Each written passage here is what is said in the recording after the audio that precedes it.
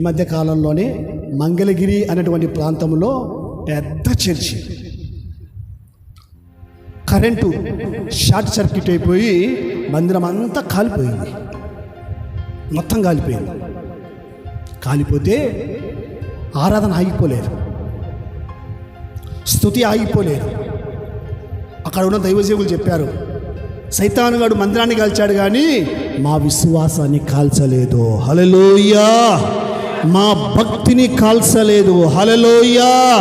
మా ఆరాధన ఆగిపోలేదు. హల్లెలూయా. కాలిపోయిన మందిరము బయటనే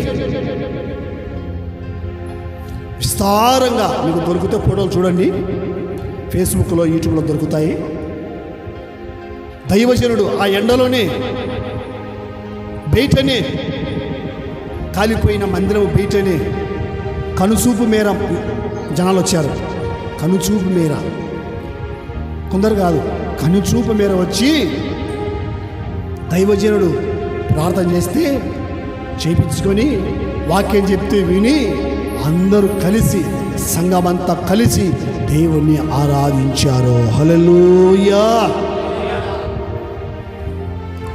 మందిరం లేదులే, మందిరం కాలిపోయిందిలే అని ఇంటి దగ్గర లేరు వాళ్ళు.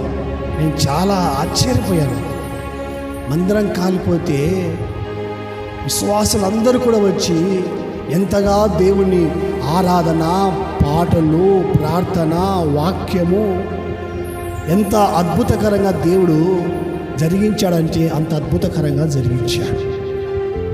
దేవుని బిడ్డలారా,